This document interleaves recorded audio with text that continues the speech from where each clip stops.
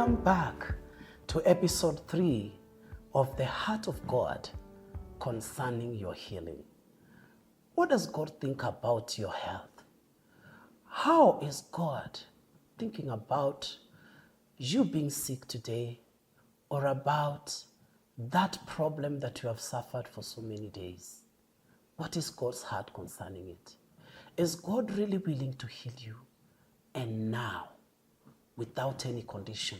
Is God willing to heal you no matter what? That's the answer. Yes. And I'm going to show you from the scriptures how God desperately wants to heal you. Yes, He does really want to heal you. Today, from the heart of God concerning healing, we are looking at letter A, and that is assembled us. God assembled us. The fact that He put us together, that tells us that He really wants to heal us. It's even common sense. Anybody who made anything always wanted it in the state that He made it. So the book of Genesis, chapter number 2 and verse 7, the Bible says, "And the Lord God formed man out of the dust of the ground, and He breathed into his nostrils the breath of life, and man became a living being," which means He assembled him. He made him from the dust, and He breathed to his nostril, put him together, and the man became a living being. Without any question, we are sure from this scripture that God made us. But then there is another scripture, Psalm 100, verse 1 to 3. "Shout praises to the Lord, everyone on this earth. Be joyful and sing as you come in to worship the Lord." Verse 3, "You know the Lord is God. He created us and we belong to Him. We are His people, the sheep of His pasture." God has never emphasized something as much as this. He said it in so many different ways that He is the one who made us. In the book of Isaiah, chapter number 43, verse 21, why did He make us? Did He make us? "The people I formed," I'm reading from the Amplified. "The people I formed for myself, that they may set forth my praise, and they shall do it." So He's saying the reason why He made us is so that we may set forth His praises. Jeremiah 13 and verse number 11, I'm reading from ERV, easy to read version. "A linen cloth is wrapped tightly around a man's waist. In the same way, I wrapped the family of Israel and the family of Judah around me. This message is from the Lord. I did that so that they would be my people and bring me fame." I want to repeat it. Bring me fame. Bring me fame, praise, and honor. That's why He made us, that we bring Him fame, that we bring Him praise, and that we bring Him honor. Tell me, how on earth you can bring God fame when you are sick? Oh, that weak man, the one who can't even walk well. How would you make him famous that made you?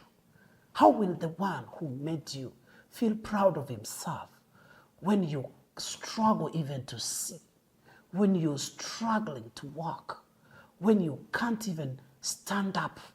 How will He get fame?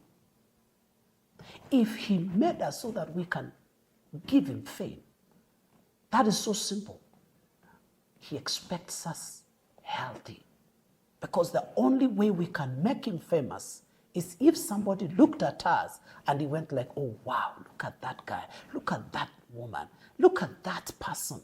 He looks so nice." That is when you will give Him the fame. When you walk on the road and you find a vehicle that is making a lot of noise on the road, you see, it can't even move straight. You look at the vehicle, it's like it is moving everywhere. When you look at it, do you feel like, "Oh wow, the one who made this one must have done a good job"? You see, you cannot do that. You will always congratulate the maker of that vehicle if the vehicle is appealing, if it is good. And so the only way God can get fame from us, it is if we are always healthy. And so God will go out of his way to make sure that he heals us so that we can give him fame. Every manufacturer attaches his reputation to what he has made. God's reputation is attached to how we look like. If we look weak, if we look, you look so desperate, if you look like you don't know even when tomorrow will come, when you look like you're too weak, you are not giving him a good reputation. Every manufacturer has to fight for his name, has to fight for his reputation, and so is God. He has to heal you to keep his reputation as God. I'm just being reminded of the woman who was found in the temple. And that woman was stooped. She was bent all through. And she was just standing in the temple. And Jesus walked into that temple. And just in the middle of the service, he declared that woman healed.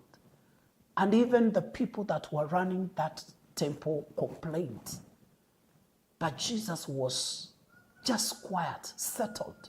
Why? Because he knew that what he had done was the right thing. He was okay for them to think like he had broken the Sabbath because he really wanted to get that woman healed. It shows me how desperate God wants to heal us. But you want to ask me a question, obviously. How comes then people are sick and God can see they are sick and he can't do anything? The answer remains the same, like I've always told you. It is because the people are blocking God. And mainly the reason for this series is to help you unblock God, is to help you remove the barrier, is to help you take off the limits from the Lord. The book of Psalm 78 verse 41. Yeah, they turned back and tempted God and limited the Holy One of Israel. Yes, they limited him. Again, it says from New Living Translation, again and again they tested God's patience and frustrated the Holy One of Israel. From the Jewish Publication Society, and again they tried God and set bounds to the Holy One of Israel. That's how we do it. We put bounds on him. He really wants to go ahead and get you healed, but you put boundaries on him. So what boundaries are these? When a person says, this case that I have, it's beyond repair. Maybe the doctors have given you their report. They have told you you only have 2 weeks to live. You take that report. The doctors are right. I'm not against the doctors. They are telling you the facts. But the one who created you does not go by facts. The one who created you has something beyond the facts. He has the truth. The Lord does not want you to ever think that he cannot make you. He cannot repair you. You see, there's no way you can take that phone to the very people who made that phone and they say, well, it is too spoiled, there's nothing we can do. No. They can never say that. The reason they can never say that is because they are capable of bringing it up again, dismantling it and reassembling it. God is able of dismantling you and reassembling you.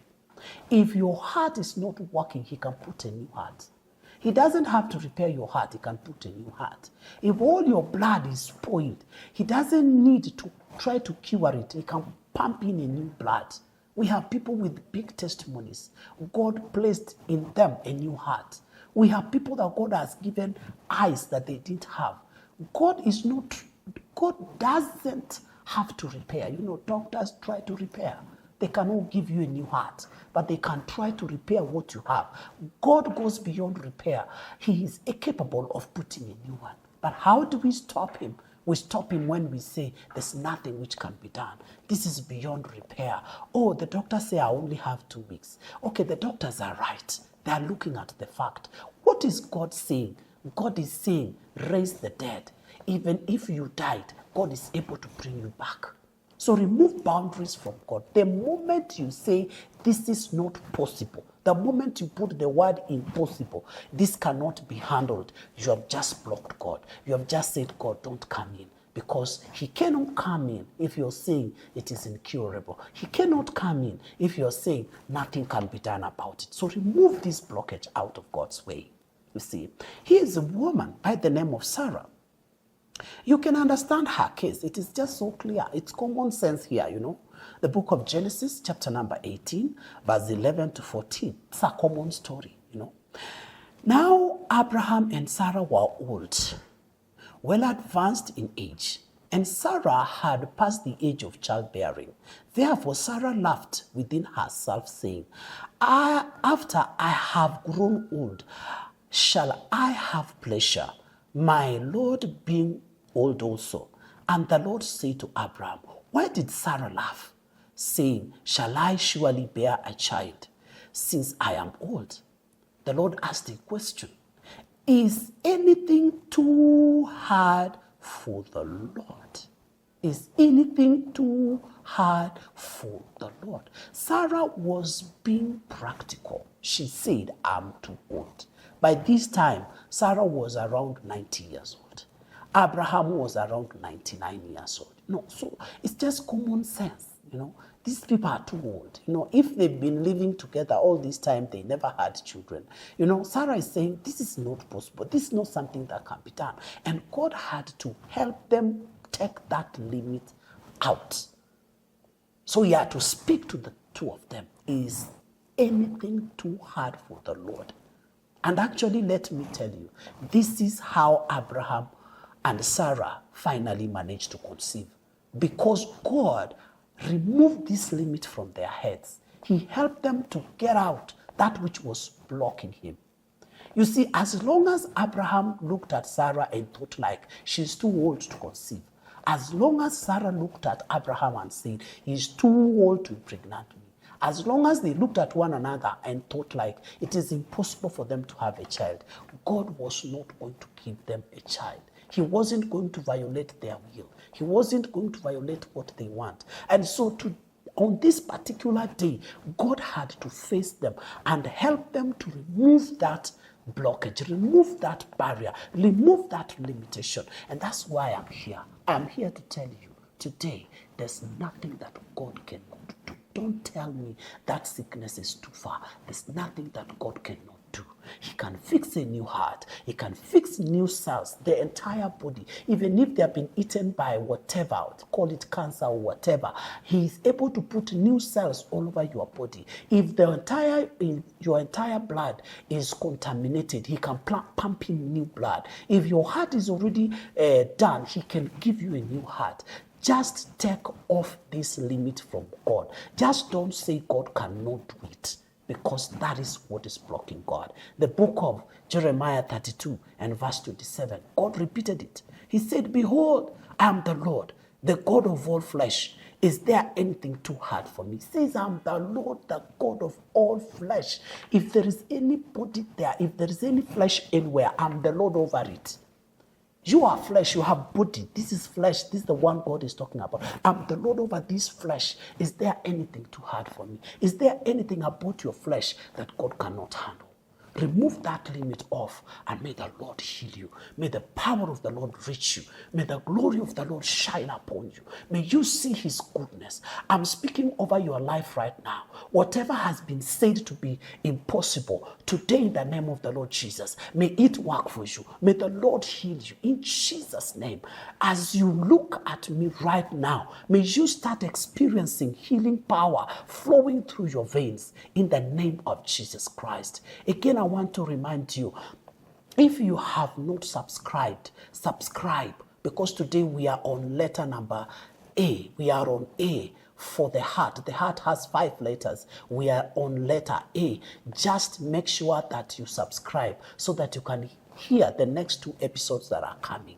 And if you have not liked, please like, because that encourages me to think that I'm doing something helpful. That makes me think like somebody is being helped out there. So the Lord bless you so much.